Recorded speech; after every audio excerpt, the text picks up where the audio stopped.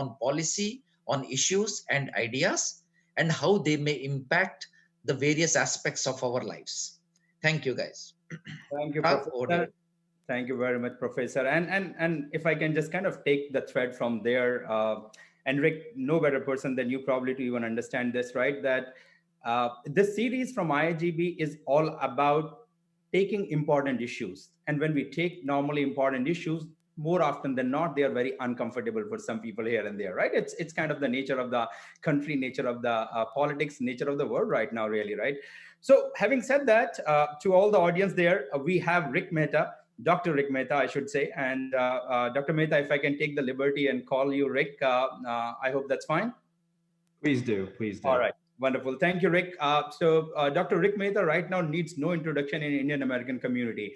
But one thing that many of us here in New England area does not know really is the root or the place where Dr. Rik Mehta is coming from. So Dr. Mehta or Rick, why don't you take a moment, introduce yourself? But one thing that I would want you to focus also on the fact that at the end of the day, probably you will still have some New England in you, right? So why don't you talk about it? Please go ahead.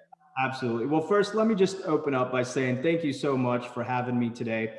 You're absolutely right. Now's the time in our country to start talking about policies and things that are going to help get Americans and all of us back to work and back to a state of normalcy. And so, my passion in politics really comes from my family. It comes from, I got three boys that I'm very proud of that we're raising here in New Jersey. And so it's very important to me. So I really appreciate you having me on today and give me an opportunity to talk about some of my policies and how we're going to contribute to the overall landscape in American discourse related to politics and history. I'll give you a little bit about me, and you mentioned New England roots. That's right. My parents, they actually live in Rhode Island. I did graduate from Tollgate High School in Warwick. And spent a couple years there growing up. But most of the time I spent here in New Jersey. And I'll tell you a little bit about me. So, I'm Dr. Rik Mehta, and I am a candidate for United States Senate in New Jersey. I'm proud to be the first person of color to win the nomination for the Republican Party in New Jersey. And the first Indian American or American of Indian origin to win the nomination for either Democrats or Republicans. And so it truly shows a commitment to diversity in American politics among the Republican Party here in New Jersey. And I'm honored to have received that and the trust of many voters all throughout New Jersey. My wife Rima and I were both first-generation Americans, and I love my story because my story is probably very similar to many of you. My father, he immigrated in 1969 from Mumbai with $100 in his pocket. He flew into JFK Airport. He took a bus to Scranton, Pennsylvania, and he went to University of Scranton, where he met one of his friends that he was friends with at Royal Institute back home in India. And my father, he ended up doing cancer research for many years. He actually met my mother at Temple University in Philadelphia. They were both lab scientists. Believe it or not, they were a love marriage. They got married in Philadelphia. And ironically, they were both Jain. We come from the Jain religion background. They ended up, their mamas knew each other back in India. And so, it was when they say kismet or meant to be, that's exactly what it was with my parents. And similar with my wife, Rima. We both met at Rutgers School of Pharmacy. We've known each other for 20 years. We've been married for 10, which tells you one thing and one thing only. She made me chase her for 10 years. And we live now in Morris County in New Jersey. We have three boys, ages 7, 4, and 2. And our dog Dexter, can't forget about him. And so, our story is like a lot of people in New Jersey and all across America that have come here. It's humble beginnings, hard work, and a belief that the American dream is available to anyone willing to chase it. And chase it is exactly what I did. When I went to Rutgers School of Pharmacy, I ended up working at a hospital. We did clinical hours there, worked overnights, and I put myself through law school. I went to Rutgers School of Law as well. And after law school, I went to the FDA where I was a consumer safety officer, many years, first starting under the Bush administration. I spent years fighting to reduce prescription drug prices, cracking down on illegal, unapproved drugs, and removing dangerous opioids from our streets. And I'll tell you, that's still not enough. And while we continue to be roiled with this pandemic, we got to also remember there's a lot of other public health crises going on that haven't gone away. And the incident rates of opioid crisis continues to climb pretty high, especially here in New Jersey. And we need to do more to continue to fight that good fight to make sure that our families and our communities don't get roiled or broken up by these other public health crises. And I'll tell you right now, there's a lot of strain with the restrictions that have been imposed on people all throughout our state. And the incident rates of opioids do continue to climb. And I am concerned about the rise in mental health cases as well. So, look, my background started in healthcare. At the FDA, I was responsible for compliance, fighting counterfeit drugs. I took a secondment at the World Health Organization before. It's where I saw a lot of palpable bias, even in global organizations, and saw that a lot of our manufacturing, innovation, and other things were being globalized and outsourced, and one of my really strong positions has been that it's time to start to bring manufacturing back to America, back to New Jersey, where was a pharmaceutical mecca for manufacturing. It's time to bring our manufacturing jobs back home and reduce our supply chain. And so these are the principles that I stand for. I am a conservative, and I do believe that we need to continue to fight more to reduce the government footprint and to reduce our tax brackets, and help to increase and empower people all throughout the state and all throughout the country. And that's something that I truly believe that we're bringing to the table. And so with that, I'll turn it back over to you. Just a quick intro about me, and I'm happy to answer any questions I can about the policies I believe in and what we're doing to make New Jersey a place to live, not leave, and continue to fight the good fight for all Americans across our country. Wonderful. That was one powerful introduction, Rick. And if I can just kind of pick pieces from there, I mean, it was so powerful throughout, the start to end. And something that I really wanted to pick, you didn't talk too much about, is the fact that I hope you are still Tom Brady fan, right? While you have moved to New Jersey. No, I'm just kidding. I'll not let you make that political statement. I know what New Jersey is all about. I'm a fan of any football player that stands for our flag. Let's put it that way. Wow, you started right off the bat, huh? Okay, all right. So the way you introduce yourself, right? So we were also kind of going through your resume. Obviously, the FDA part, the fact that you're a lawyer, the fact that like we have been very honest about it, right? Like Professor said, one most important aspect is we are not endorsing any candidate. We are just bringing those candidates to the forum. And most importantly, if that candidate is Indian American, it kinds of put a different light altogether. We feel as a community, it's a responsibility to make sure that our own kids really could grow very well, right? So it gets a little different perspective than just left and right part of it, right? Picking the pieces from what you said, like FDA part, lawyers, and all that. So what we thought, we will really go by, if I want to call it, your strong suits, right? So your the free trade that you're very strongly proponent of. You started, or rather, you ended your conversation or your introduction with the fact that you are a conservative, with the fact you almost sounded libertarian, if I want to call it, because you don't want a governance part in it. Then, of course, the immigration, which, like I said, we will be selfish in a way that we'll be picking up topics which are really dear and near to Indian American community as a whole. And of course, the healthcare part that you said. So keeping those 3-4 buckets in mind, Rick, let me begin by the free trade part, because as a conservative, right, and as someone running against Cory Booker come November, I think this is very dear and near to you. So why don't you talk about your stand, your policy, and this is going to be very policy-driven discussion is what we're going to have today. The fact that New Jersey is one of the has one of the highest property taxes, the fact that New Jersey is really, like I think you said that tons of people, we all know living in New England, how many people are really going away from New Jersey. And we will not go into the detail from our side. Like I said, we are here to make sure you hear what community has been saying and talking about rather than our own opinions. But yes, the New Jersey is right kind of in the middle of that whole switch or discussion where this free trade, people leaving, higher taxes, all of that is kind of coming into the play. So what's your stand on the free trade right now? Yeah, that's a great question. And like I said, I appreciate you inviting me on to talk about my message here. Look, right now, New Jersey has the highest out migration of any state. And it's absurd. We've, not to talk about the politics part of it, but we have a Democrat governor. We've had two senators. We haven't had a Republican senator in New Jersey in over 50 years. Now, granted, they've never had me as a candidate, but still, I'll tell you right now, the policies have crushed our communities. They've crushed our inner cities and urban areas. And there's a reason why people are moving out. And there's two top things. I think you mentioned, you touched on one. One is high property taxes. The second is corruption.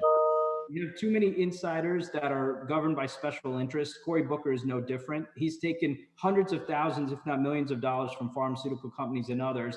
And that's what guides his development of his policies.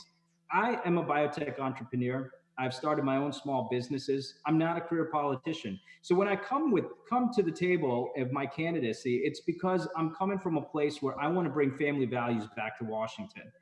For those that are immigrants that have come through the legal process, that try to establish themselves here in this country and want to live the American dream, one of the greatest successes is when you can afford to buy a house. It truly is remarkable. I remember when my father was able to buy his first house, and I remember when I was able to buy my first house with my wife. It was truly a remarkable point in our family's history. And we get to pass that along to our children, and we're very proud of what we've been able to accomplish. Remember when my father came here, he didn't have a lot of money, and growing up, both of them, my mother and my father, had to work two jobs just to make ends meet. And if they didn't, we had an option: either they'd have to force to go back to India or end up in poverty, or truly make it. And now, as a pharmacist, an attorney, and a law professor, and a U.S. Senate candidate nominee, and my sister, she's one of the national top-rated pediatricians in the country. We've truly accomplished a lot in our family's history. And so one of the things that I think is very important to me in terms of the reason why people are moving out of New Jersey: property taxes and corruption, right? So let's talk about property taxes. For one, I'll tell you right now, we got to get our SALT deductions back on. While I believe in an overall tax reform, I think the second stage that we need to work on is putting pressure on highfalutin governors that continue to increase property taxes.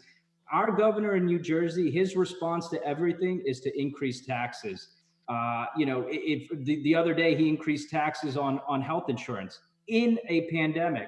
And honestly, as a health professional, I was beside myself. So increasing taxes only gets you so far. We have a borrowing problem. And the thing that I talk about the most is that, just like every American, every family that lives in America, we have to live within our means. So should the federal government, right? And so that's why, until we start to pare back the spending, we got a spending problem, we got a borrowing problem, too much money that's being basically spent away without any reconciliation or accountability. And one of the worst offenders was Newark under Cory Booker's watch. We have 30% poverty rate.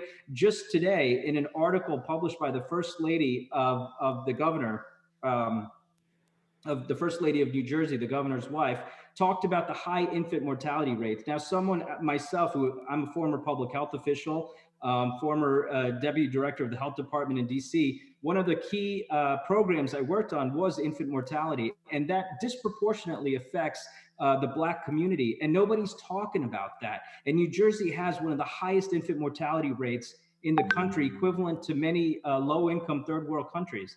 And that's unacceptable in a country like America. So where's the outrage to that? So the few things that I'm going to be doing that are my top priorities: we got to bring our medical manufacturing back. I mentioned that I launched what I call my Made in America campaign. It's time. New Jersey, we used to have some of the largest manufacturing plants in the entire country right here in New Jersey. And all of that over the last 10, 20 years continues to be globalized and outsourced. Now, in terms of free trade agreements, when we start to partner with other free world democracies like India, then we can actually accomplish what I call a secured supply chain, bringing a trade of drugs where we have trust in the system and allow for lowering the price of drugs. Globalized manufacturing of drugs in China has created what I term one of the worst public health crises, even before the coronavirus. And I'll tell you, the contamination issues, as a former compliance officer with the FDA, the contamination issues in our supply chain in America is unprecedented. We're talking about carcinogens, rocket fuel, and others that have forced companies to recall these products, creating shortages of essential medicines like blood pressure and others. And if anything that this pandemic has done, it's opened up people's eyes to what I've been talking about well before this pandemic, is that we have too much foreign reliance on our medical manufacturing. And it's time that we start to put America first.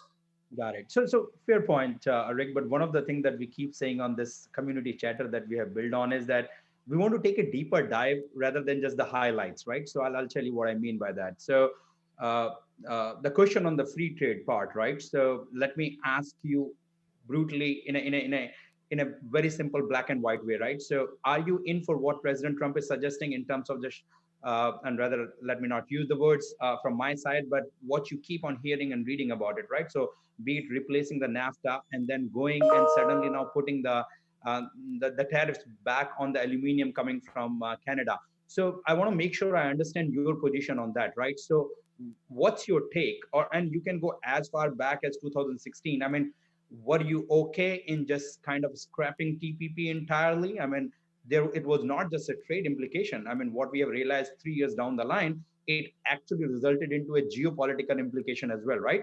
So, what was your take on TPP? What's your take now on putting tariffs on aluminum? I mean, how do you react to that? And where do you stand in terms of addressing these sort of issues and the positions that you have versus the leader of your party, President Trump?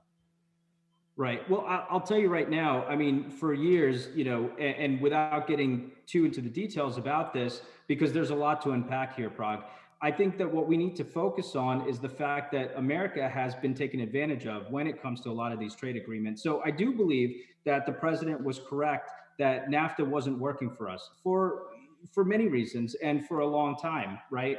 So part of what we need to do is to make sure that when we have free trade agreements with other countries, that they're being written in a fair way. So now you mentioned the TPP. Uh, TPP, I thought was a complete disaster. And even just talking about from a medical supply chain, it would have crushed our innovation pipeline. When you're talking about protections and you want to talk about TRIPS and free trade agreements, you got to make sure that we are putting intellectual property protection at the highest rates. And look at it from a visceral perspective too right now. Where's innovation coming from vaccine developments right now? We have some of the strongest and best and brightest scientists in America working on many of these things, working on it here, working in India and other countries. We got to make sure that America protects its medical innovation chain, right? So for me, it's very critical that we make sure that we have fair trade deals with countries that respect our intellectual property rights all throughout. That's one of the fundamental cores for economic freedom, for protecting intellectual property and creating innovation. That is what's going to drive opportunity for our country. Yeah. So you clearly feel that the policies that President Trump is very vocally, very confidently advocating, those are the policies that are right for New Jersey as well. I'll just leave it at that, right? I mean, those are the things because New Jersey being a big time life science place, I'm sure medical manufacturing is a big deal for New Jersey. And I'll come to that part. I mean, that's healthcare that you understand way, way better than probably many of us here. So we'll come to that part. Prag, if you don't mind, just Rick, to understand your point.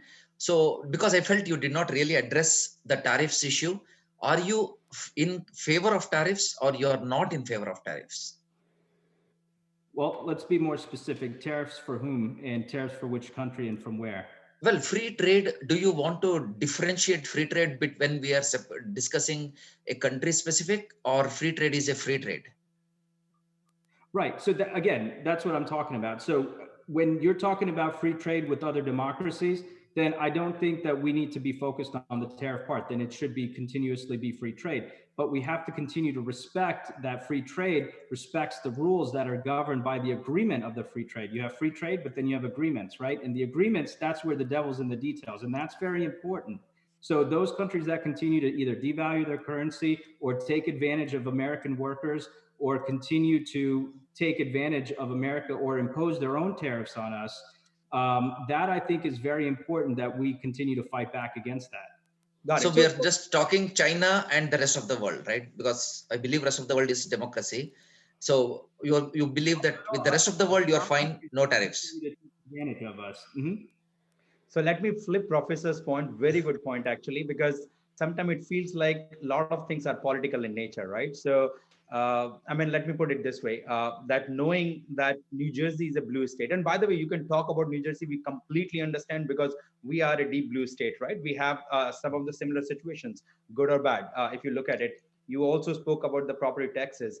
So if I look at that, Rick, so two questions to you. One, I mean, what I did not really understand well, if it is, it's about higher property taxes by which you think people of New Jersey are leaving the state. Actually, funny enough, Democrats were pushing hard to make sure that the cap of $10,000 in the state tax, which was really hitting hard deep blue and wealthy states like Mass or New Jersey, all of Northeast, right?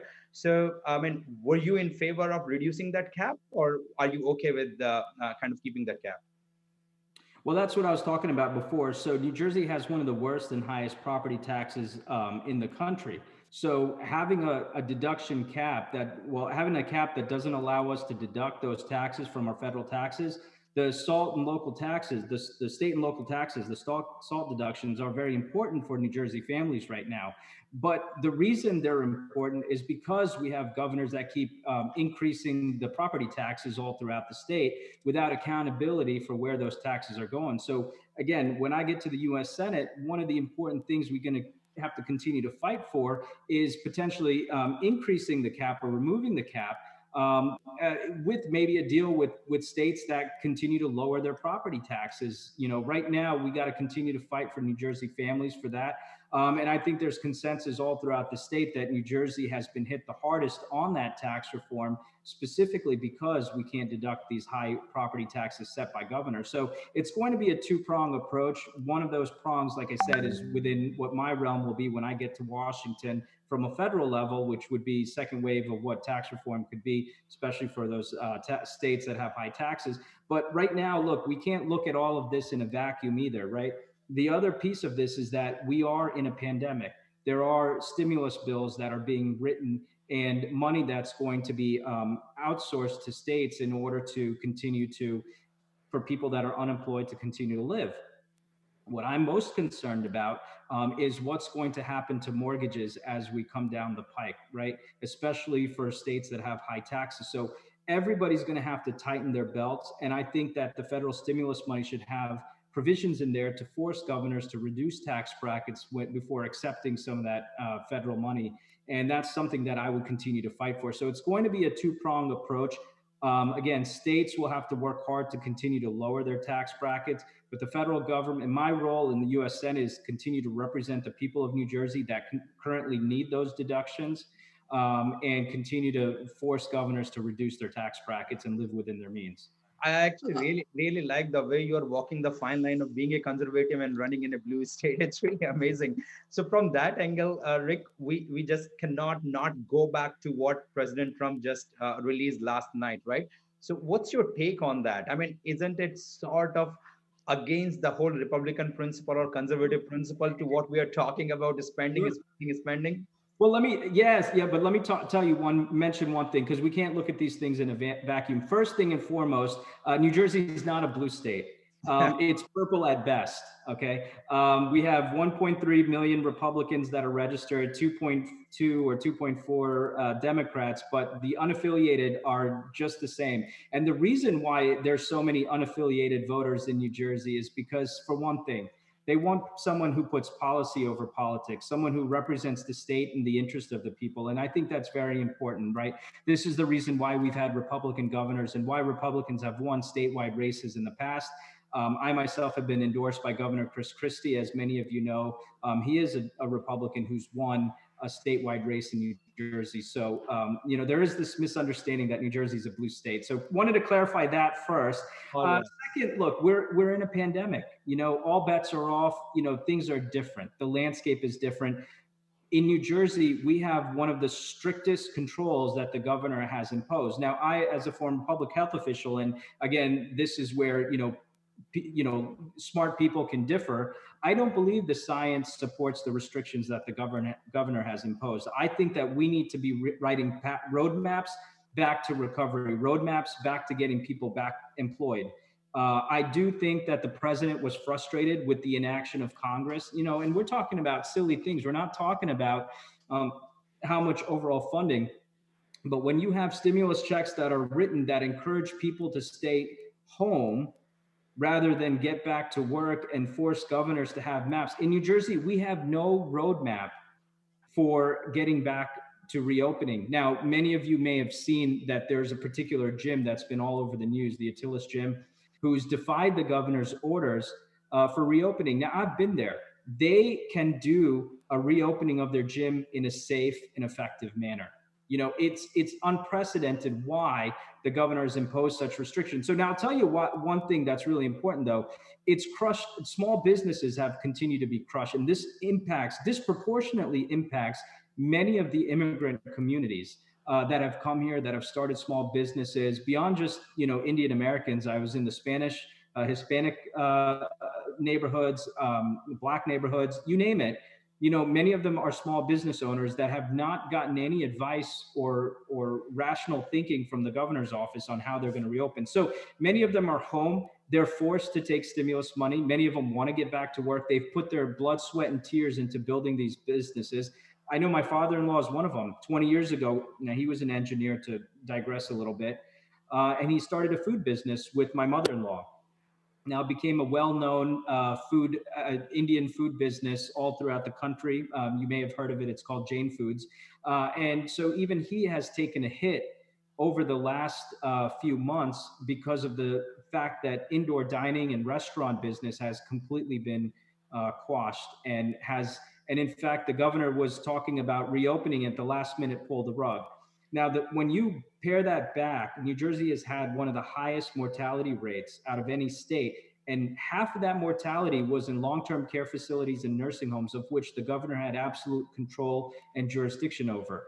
So this is where I'm frustrated with the way that the Democrat leaders in my state have failed to implement plans, strategy, roadmap, consistency, and allow for people to have ways and means to get back to work. We're all living under this virus. Some states just seem to be doing it better than others. So I wanted to mention that. Yeah, but I know Professor had a question, so let me go to Professor. I have a follow-up on that one. Somebody jokingly said that the only solution in America right now is you have to have a governor from Republican side, and the whole state has to be deep blue. That's the only answer, and we are fortunate to be living in one of them. But again, that's what we heard. Professor, you had a follow-up. I have one on this one, but go ahead. Yeah. So again, thank you, Rik. I think you went a little bit over the place. So I had one area, then one area, then one area. So let me see how I'll take these issues. So one thing, you spoke a lot about the property taxes, and you want them to be brought down. Of course, I don't think as a US Senator, it's in your purview. But let us, even if you go there, you know that states have to balance their budgets. And these are, so on one hand, because of the loss of business, and as you said, these are different times. Because of the pandemic, the states are not earning the revenue in the form of taxes the way it was before the pandemic hit us. So on one hand, the states are literally bleeding red. On the other hand, you are, as you said, you want to bring down the taxes, which basically will put them in deeper red. On the other side, because you did speak about the stimulus bill and all that, one of the big push that the Democrats are pushing in the Congress is to add some more money to the states in the stimulus bill. So what do you have there? Like, do you think at this time, and quickly to touch a few other points, you also said that giving money is like asking them to stay at home. If you do the simple calculation, $600 a week is $31,200 a year. So, $31,200 a year doesn't make anybody's life comfortable, right? I think people are choosing to stay home not because the money is comfortable, it is because they're scared to go out. So with all these issues, go ahead. How do you want to reduce the taxes? Sure. Well, look, again, we can't look at this in a vacuum, right? When you're talking about reducing taxes, you're also talking about reducing the amount of programs that are being created. As someone who used to work in the government, I know that there's excess spending of programs that are created with no tie back to the program that's intended to be created. And taxpayer monies continues to get wasted year on year. So I know today we're not here to talk about New Jersey state politics, which a lot of the property taxes and borrowing, and spending fall under. But I'll tell you from a federal level, the same thing continues to happen. A lot of these administrative agencies continue to get thrown a lot of money, but as program directors go, they don't continue to have proper governance to talk about. So we got to reduce the footprint of government. That's the only way we're going to have a tie back to get back to basics. Okay, Rik, Otherwise, not to cut you off here, but Hmm. okay, let's go to the federal issue. Forget the pandemic also. If you go before pandemic, we have added more debt even before the pandemic came, right? We, for the 2017 tax bill, added $1 trillion additional debt over the 10-year period. So if you go take through the federal issue, and with the Senate and the Congress for the first 2 years with the Republicans, haven't we added more debt since 2016? I guess I guess the fundamental point really professor is making is exactly the same that we were talking a few moments back, right? That it doesn't look as if a Republican Senate and Republican president is running the country right now. And you seems to be very clear about your conservative principles, right? So we're kind of wanting to get a feel from where you come from, what you believe is. Are you, I mean, I understand that you have like you boldly said about Chris Christie. I mean, yes, the last Republican governor, but if you look at the his popularity chart, it's just amazing how he went to 75% to 15%, right? I really kudos to you that you are ready to really use that name big time. So I'm sure you would have seen that. So uh, purely kind of going the way the policies have played out versus the principle that whole conservatism spoke about, where do you stand? How would you want to change it as a senator? Yeah. So that's exactly what we're talking about, right? And first of all, Chris Christie's popularity had nothing to do with those policies. There's a lot of underlying factors. So I'm not going to talk about that piece. But what I am going to talk about is that what I've been saying from the get-go and consistently, we have to reduce our spending. Okay, so that's not. I'm not here to advocate for saying this is Trump's position or Republic. I'm saying this is what Rik Mehta will be advocating for when I get to Washington, which is reduce the footprint of spending, reduce the footprint of government excess spending. We need to start consolidating some of the expenditures we have with the federal agencies. Look, and why don't we talk about, for example, my background? I spent many years at the FDA, and I know that there's a lot of wasteful spending. Give you one example, and let's talk about why the price of drugs are so high, right? We have overseas manufacturing of drugs, right? You guys know this. So why is it that the price of drugs continues to increase when the purpose of overseas manufacturing was to reduce the cost of manufacturing, right? Those savings for drugs go back to the companies. They don't go back to the patients. This is something that, again, Cory Booker has been profiting and off of for many years. But what does FDA do? They spend taxpayer monies to have overseas inspections done. Why?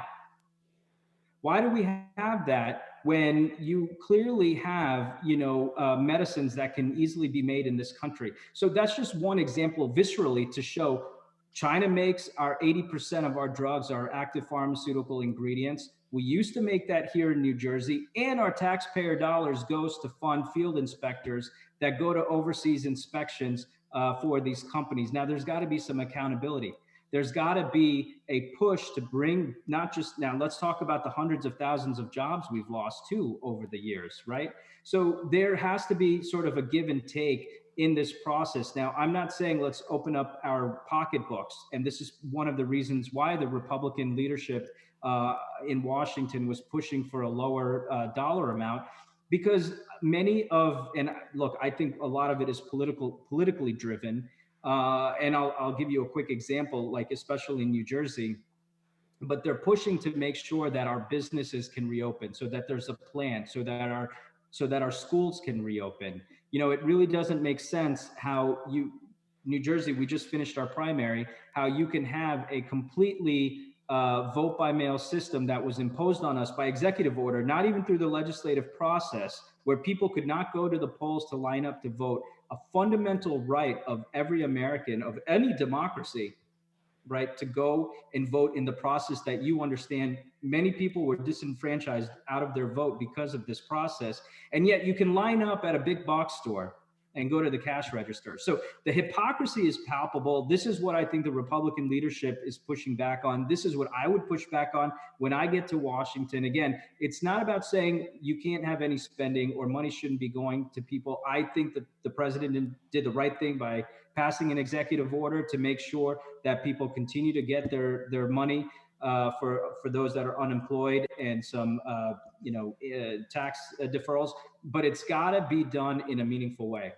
Go ahead. You did realize that in your Rik, you did realize that in your answer you criticized the executive order of the governor and you praised executive order of the president. Yeah, that's exactly what I did. Correct. Yeah. So executive orders are good when it is your party, but executive order is bad when it is your opposition party. I think we'll park it that way. The constitutional piece of that, though, I think, which is the fact that you have a fundamental First Amendment and constitutional right to vote, and to change the process on people on voting disenfranchises people. So, executive orders, when done in a public health emergency for right reasons couched in science, is good. So please don't misquote me on that one. No. I've just said because expenditure is something, the purse is controlled by the legislature, right? The Congress, Senate, but this is giving tax cuts and reducing like unemployment benefits, that was done by the executive order, which as you know, some of the Republican senators themselves have said it is not constitutional, or they have issues with it. But anyway, I didn't want it to go there. Anyways, I just wanted to make Parag, just one quick point, because again, Rik had mentioned. So Rik, I watched you have a lot of videos on your page, and also in one of your answers you were mentioning it. You said black neighborhoods, and in one of your videos you have this minority neighborhoods, right? So my question to you is, why do we in this age in America we have minority neighborhoods? Why black neighborhoods? And the question I'm asking you is because if you think about the rule that the Trump administration recently overturned, which is, let me just read that correctly. It is affirmatively furthering fair housing rule, AFFH. So wasn't the idea behind that we should, like, isn't it time that in America we had neighborhoods, not black neighborhoods and suburban neighborhoods where normally minorities are not there? So, and isn't AFFH, the idea behind that was that we have more well diversified neighborhoods? So what is your take on AFFH rule? Was it right to overturn, or you have some other ideas? Yeah, no, I absolutely support overturning it, because the one thing that you're missing on that connotation is the fact that it's forced, right? I grew up in a very diverse neighborhood before there was AFFH, okay? Neighborhood I grew up in Alief, Texas, where it was 50% Hispanic. That's the neighborhood that I grew up in.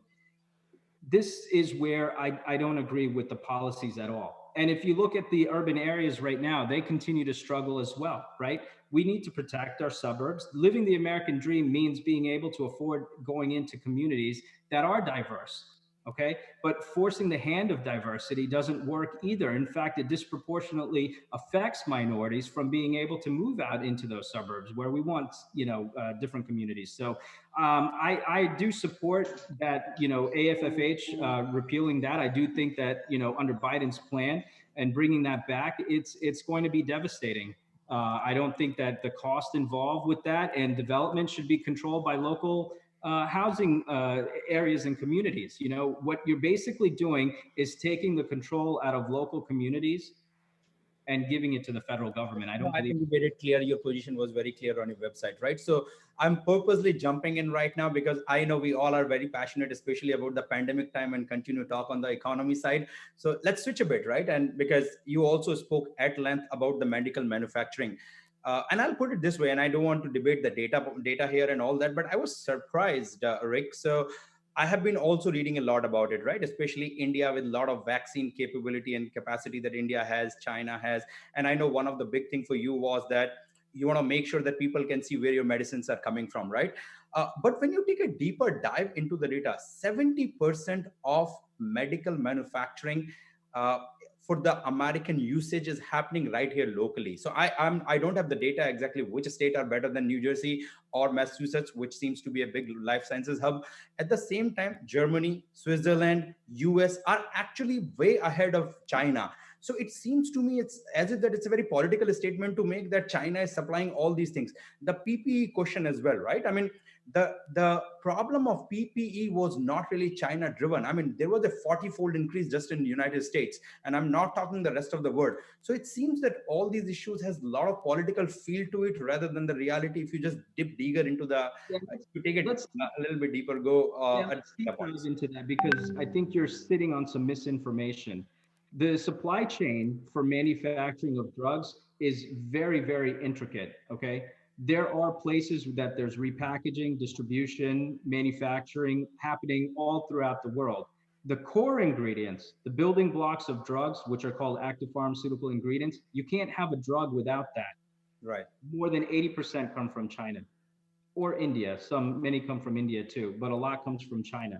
That's what we're talking about. That's what the president is talking about. That's what I've been talking about before this pandemic. When you have foreign reliance on a country that clearly is couched in communism, that is pretty scary. And you see that there's tensions between America and China. Having such foreign reliance on the building blocks of our drugs, for me, is unacceptable. That's what we're talking about here. Not just Fair point. And that's why I said you are an FDA guy. You will definitely have the better and latest data. But I was quoting literally what was there on US Chamber. But kind of continuing on that form itself, you spoke. I know I've seen you on your website. You spoke a lot about ACA as well, right? So what's your position on Obamacare? And you have seen how heavily it was debated. There were multiple options. There were some beautiful options that we were talking about just a few years back, but I'm yet to see an option. So what's your position and what do you think has gone wrong as to why, if Republicans believe that there could be an alternate to Obamacare, never materialized? right. Well, I can't speak for why, probably because I haven't gotten to Washington yet. But Good luck with that. Definitely. I'll tell you right now, one of the things that we need to look at is now Obamacare is a what, 1,000-page document of which I highly doubt most people that signed it even read it. The problem is that you have too much government control in the practice of medicine. And I'll tell you, and this is something that's important to me. It's not about, for me, neither, replacing or, whatever, revising. It's about reforming Obamacare. Now, there's one statistic. I think first, let's look at it from a visceral perspective before we deep dive. When Obamacare passed, now it's 10 years old, okay? The burnout rate of doctors has increased exponentially over the last 10 years. Why? One of the mandates of Obamacare was to make sure that we collect data, move towards electronic records. And most of the time that doctors spend now is not necessarily treating patients, it's entering in data fields. The regulatory cost has not been calculated or factored in when Obamacare was first envisioned. And when you have 50% of your doctors and nurses say they're burned out of their jobs, you got to sit back and question why. And it's because they're not allowed to practice medicine the way they're intended to practice medicine. Look at what's going on with hydroxychloroquine. How has that drug, which is an old drug that's been used for many years, become so controverted? Okay. Doctors should have every tool available to them. Sometimes you don't have enough science to support whether or not a drug is safe and effective for use in a particular person. But if you have enough safety data, even if you're shy on efficacy, you allow doctors to use it and collect anecdotal evidence, right? That's the basic tenets of when you're treating a public health emergency, and yet somehow it's become a controverted position. So, but Rik, you are not telling that government or anyone has stopped doctors from using HCQ? There's such a pushback on whether or not there's going to be coverage of HCQ, whether or not. You're right. You're right, Rik. No, there is a political debate, but as far as I know, no doctor has been asked not to prescribe if they think it is right. They are not entering their doctor offices and telling them that they cannot prescribe that.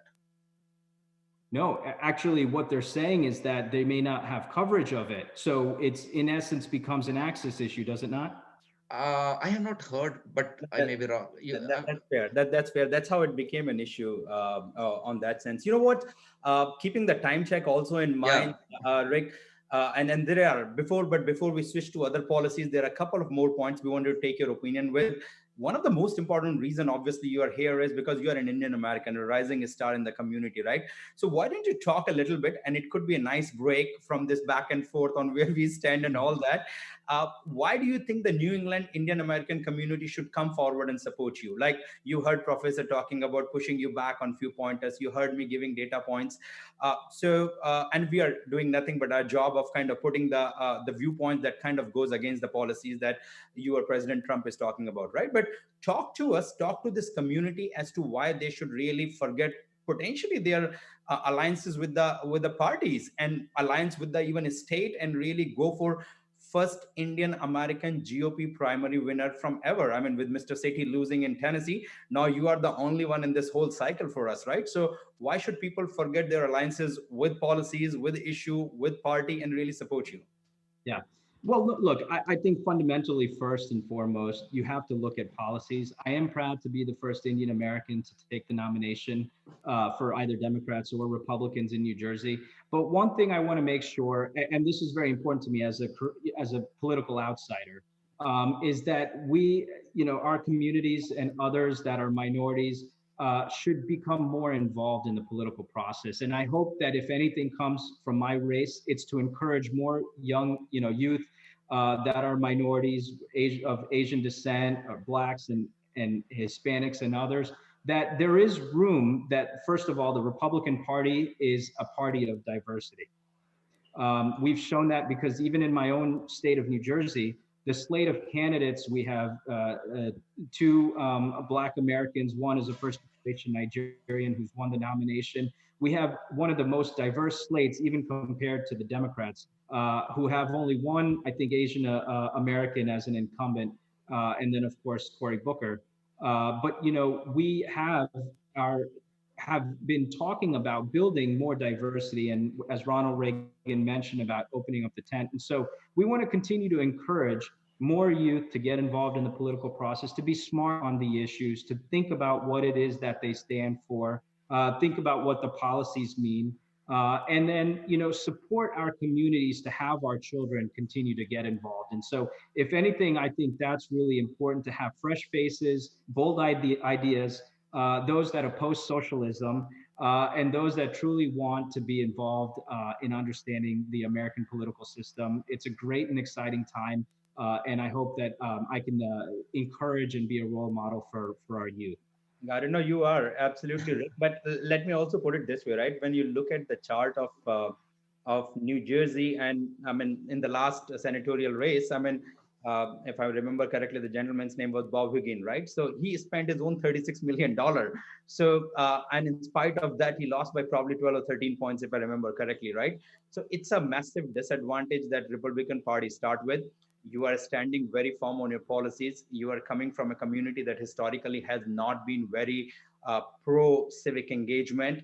I mean, we do extremely well in different areas of life, but when it comes to politics, when it comes to getting involved, we really lack that. So how do you expect? And I loved, actually, somewhere I read it and I heard about it, that you were very open about Indian American, Filipino Americans coming and supporting your candidacy. So I mean, how do you see this changing around? I mean, even living in Mass, we know Scott Brown was the last person, and we know the whole story, how difficult it was for him to win and all, right? So, how do you plan to change that whole thing? Well, that's just it, right? So I'm not going to talk about the previous campaign and how it's run. There's too many elements or factors that you could really assess. One of the things that we've changed going forward is that look, with this pandemic, we've done what I call, and I'd love to maybe trademark this. I call it digital door knocking, right? We've increased the use of our social media presence. We've reached out to youth, like you said, many young Republicans and others that have continued to get engaged and excited about the campaign. And we're reaching out to many different pockets of communities. One of the things that I've been able to do is to truly break ground in different demographics that really have not necessarily been involved. And when they hear my ideas, they hear the policies that I stand for, they know that I too am, just like them, raising a family, making sure that I have a paycheck and that I can put bread on the table for my children. They can relate to me. I'm not a high-powered executive. I come from humble beginnings.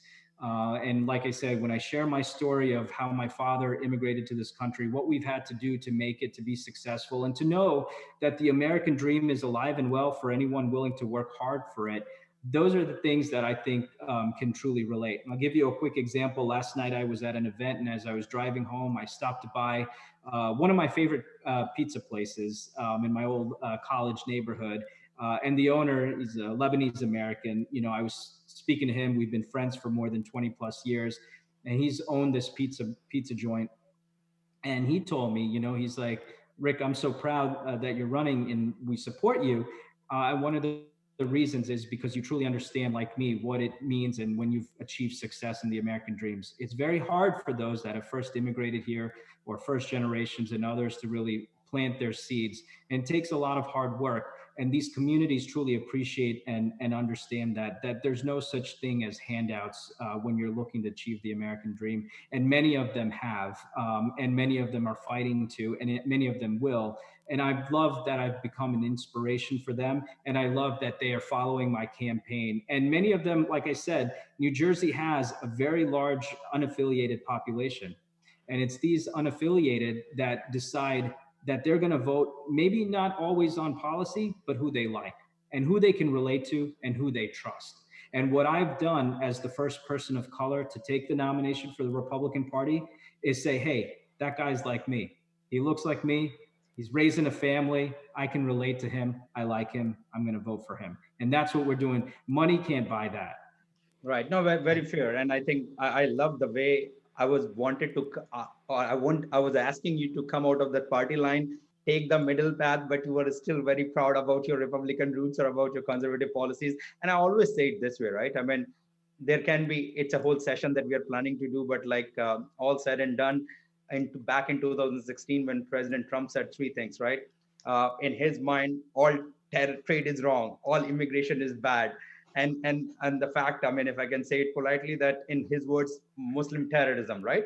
The reality is that we all are living either in extreme left or extreme right. The reality is that everybody wants to come in the middle. You saw that in Democratic nomination as well, how people almost had a panic attack when Bernie Sanders was really leading. Everybody came to the middle, right? So I like, I mean, that how you are still very clear about what your policies are, where you stand. At the same time, you are seeing a lot of these unaffiliated. May I ask you what kind of number are you looking at when you're talking about unaffiliated or minorities in New Jersey that you are really relying on? Well, like I said, look, there's a 1.3 million registered Republicans and about 2.2, I think, Democrat registered. There's about the same number of unaffiliated, over 2 million unaffiliated voters in New Jersey. And that's why when we were joking before, New Jersey is truly a purple state. It is a purple state. You know, a lot of people vote with their heart. And I'll tell you, you know, I've had a lot of Democrats reach out to me too. And there's for one simple reason. They want someone who they can approach, someone that calls them back when they call, you know. I'll give you one more example. Last night, I was driving to the event and I was speaking to a woman.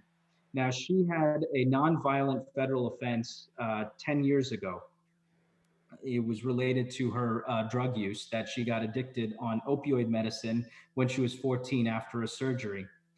And because of her abuse of opioids, she ended up, you know, going to prison for a little while. And when she got out, you know, she has 4 children. Now, she doesn't qualify for the PPP. Now, this was more than 10 years ago, but her nonviolent offense had never been expunged. And she reached out to Booker's constituent services talking about this, being an example and a role model as a single mother raising 4 children who can't get a job, can't be involved in her, you know, children's school, can't even coach their basketball team, of which, by the way, she happens to be a lawyer and a master's, and she is a former basketball player, and can't do any of those things for more than 10 plus years. And now even her children are impacted because, you know, some of the forms when they're trying to qualify for federal loans say, you know, do you have anyone in your family that has been arrested for or federal crimes? And so when you're talking about criminal justice reform, you know, you have to take into account what it truly means. What I will be bringing to the table for a second, what I call the second step act, and making sure that people generationally can truly raise their families. Now, she's lucky, and she's told me this because she has an infrastructure. She has family, her parents that support her and help her take care of, their grandkids or kids. But a lot of people, she was saying, especially in the Black community that she does a lot of outreach to, doesn't have that kind of infrastructure, and it's very tough. It's very, very tough. And so we have to start to get serious about the things that are breaking apart our communities and how we can continue to help families. I think that's critical. It's very important, and these are the things that I'm going to continue to bring to Washington. I think it's a non-partisan issue as well, right? And on the non-partisan, I guess it works. Non-partisan works on the other side as well. I mean, I'll probably ask the last question because we have a audience round as well that Professor is kind of checking on Facebook, picking some questions from there. That, like I said, the non-partisan works in the wrong side as well. I mean, that one example is S386. I mean, it started by a Republican, by a Democrat. Now, finally, after people running crazy behind Dick Durbin, the man who really stopped it completely is Rick Scott, right? I mean, and it's just amazing how a Republican can actually talk about identity politics. I mean, he's saying my Spanish constituents also deserve to become the U.S. citizen, right? I mean, this is the identity politics that Republican has been beating Democrats forever. So, I mean, yes, these are non-partisan on both sides. And any take from your side, Rick, on this whole situation of legal immigration and how the whole green card thing is playing out, especially for immigration? It's a mess. It's an absolute mess. It's something that we're going to fix. That's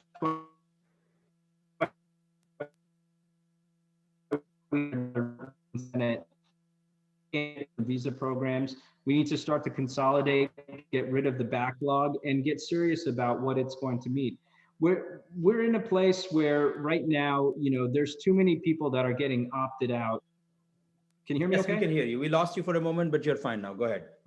Yeah, we're in a place where we have, too much backlog. Look, and I've said this from the beginning, I think more resources go to those that break the law than those that follow it. And I felt that way with the Democrats for many years. By the way, I used to be a Democrat up until 2012. Okay, so, and I'll tell you, there's a reason why I left the Democrat Party. It's for one simple reason.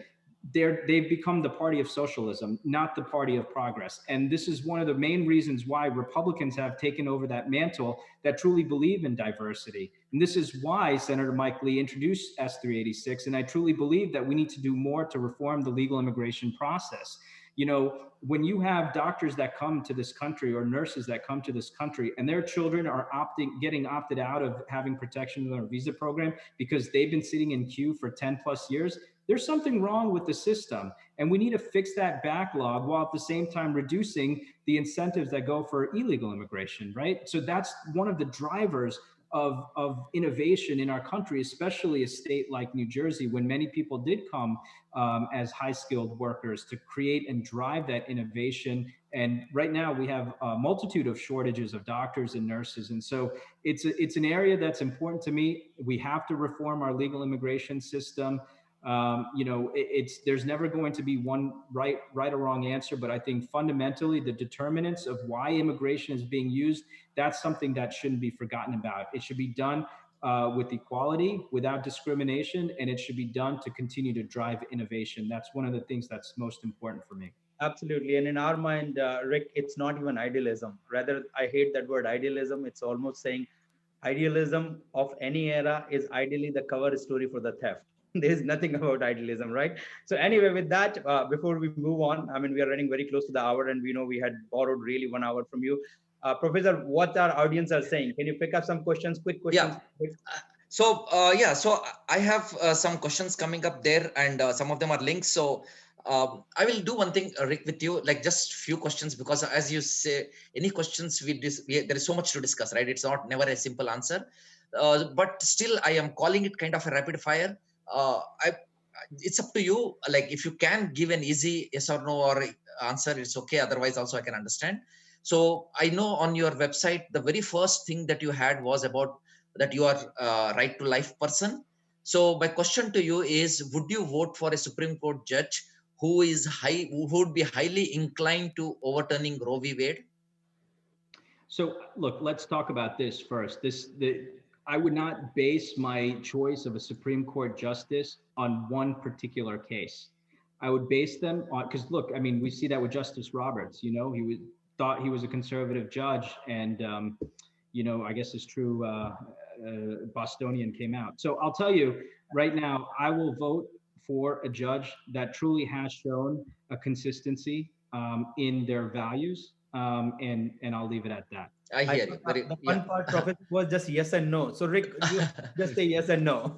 Yeah, but one issue is very Never difficult. yes I or no in understand. politics.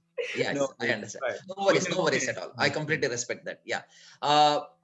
Next question: gun control. Should Congress pass some legislation in regards to gun control, such as ban on semi-automatic weapons and or how many rounds they can fire and or background checks?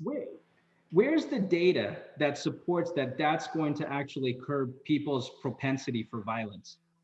This is the problem I have when people start talking about gun control. They forget about the fact that violence is a mental health issue of which we haven't tackled. So, look, we can't get into the semantics and details of that policy right now, but it isn't a very important topic because my focus, and it always has been, and it always will be, my religion is Jainism. One of the true tenets I believe in is nonviolence. And that is one of the main tenets of my policies, is to make sure that we live in a society of nonviolence. And when we can start to do that, then we can start talking about the things that'll direct and drive nonviolence. But until I see that evidence, which I've never seen, I'm not going to support those types of provisions. I hear you. Yeah.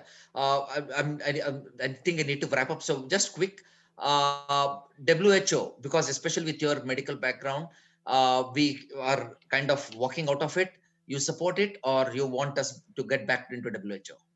WHO is a political disaster. And I've been there. I did a secondment at the WHO on behalf of the federal government. There's no one that understands it as closely as I do, that they have palpable bias to communist China. How is it that Taiwan hasn't been invited to the table? So no, until they clean up the director general should be fired. Until they have a true public health organization that supports free economies and democracy, I would not support the WHO. Rik, how do we live in a world where we want to fire Trump, we want to fire Fauci, we want to fire everyone? At the right or left, we are living in. Look, NIH is a research agency. I think the CDC should have greater controls. This is true. We need to have a reset on our federal approach, and states need to get serious, if we want this pandemic to be tackled. All right. Your position on DACA, should this segment of population who were brought here as children, should they be naturalized? Should they be what? I'm sorry? Naturalized, like should they get their... There needs to be a pathway towards some kind of naturalization. I think that again, this is something that needs to be part of a broader legal immigration reform bill. And I haven't seen quite what's coming down the pike for that.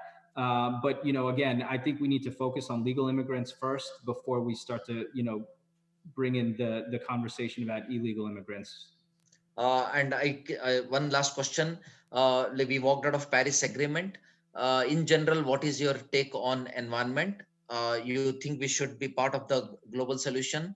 You think that's a serious concern or a hands-off approach? Well, let's call it Green New Deal, right? Green New Deal, right. Yeah, let's call any for all deal that's going to bankrupt us. No, one of the problems is that you can't build a border wall that's going to stop pollution. And until other countries start to get serious about reducing carbon emissions and other reforms, America does a good job. Other countries do not. And it's unfairly putting us at a disadvantage economically. And until they start to get serious about it, no, we need to start to put America economic drivers first again. But Rik, let me just put it this way, right? When it comes to Green New Deal or the answer that you're giving, that given the incentives that, let's say, oil industry has, if given a chance to an open opportunity to the market, we will never have a solution. That does not necessarily mean you support the Green New Deal, but the point really is that when it's out there, when it's subsidized, it's just not easy to find an answer. But thank you so much, Professor. Thank you so much. Yeah. Sanjay has popped in. That simply means we are running over our time. So why don't we hand it over to our IAGB President Sanjay to kind of put a closing remarks out here. Go ahead, Sanjay. Thank you. Thank you very much. Dr. Rik Mehta, thank you so much for joining us today and having this very interactive and wonderful conversation, shedding light on many topics. And so thank you so much. On behalf of IAGB, I wish you all the best. Hopefully, we'll see you. I will see you in the future and have these conversations sometime in the future. So thank you, Prag and Professor Sanjay, for this great discussion. I want to remind everybody, that all our audience on Facebook and YouTube, that IAGB is a apolitical organization, and we are not endorsing anyone's opinion, any candidate, or any party. Just to make sure that you are all aware of it. We are saying this in every event, but just want to make sure that you want to remind all of you of that. So this is a series of conversations that on issues and policies that matter to the Indian American community. This is part of our civic engagement initiative, and it is to create awareness, educate at the grassroots level, and encourage more to involve in the civic activities and represent ourselves with a stronger voice. And again, thank you all for joining in this conversation. We truly, truly appreciate it. So I want to spend another minute or so on our upcoming event. As you all know, our India Day is coming up very, very soon. It's on August 15th from 6:30 p.m. to 10:30 p.m. with an exciting line of professional performances. We have One India music concert featuring India's singing star Vijay Prakash, and of course our own Nightingale of New England, Anuradha Palakruti. Also, we have a Tad Bharatam, a dance production that features a highly cherished aspect of India over a period of time, and it is choreographed by highly acclaimed, internationally acclaimed choreographers, Nirupama and Rajendra. Also, Congressman Joe Kennedy will be joining as the guest of honor, and he will be speaking at this occasion. We also have a number of other confirmed dignitaries and elected representatives, and we will make those announcements in the next few days. In addition to that, we are also doing a flag hoisting ceremonies over 30 towns across the New England region, 30 towns at the same time across the New England region. This event, the entire event, the flag hoisting, as well as the entire India Day virtual event will be live streamed over IAGB YouTube channel, perhaps on Facebook as well. And again, subscribe to our IAGB channel and mark your calendars. We look forward to have this grand celebration with all of you. So before we sign off for today, please watch the promo video. And again, thank you all for joining today. Thank you so much. And thank you, Dr. Mehta. Truly appreciate your time today. No, thank you. I appreciate it. Thank you.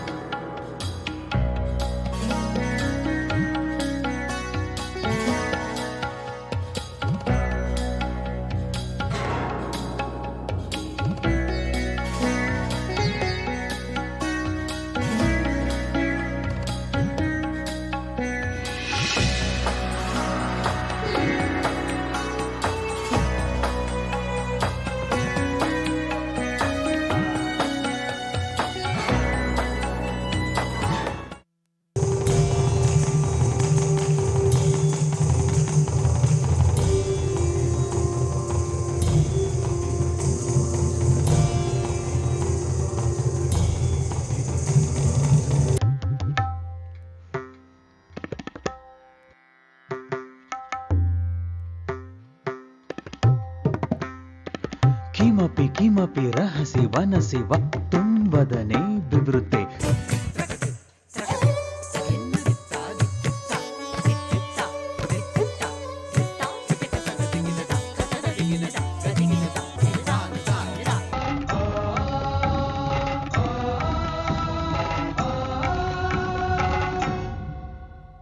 Abhimanyu Abhimanyu Abhimanyu Abhimanyu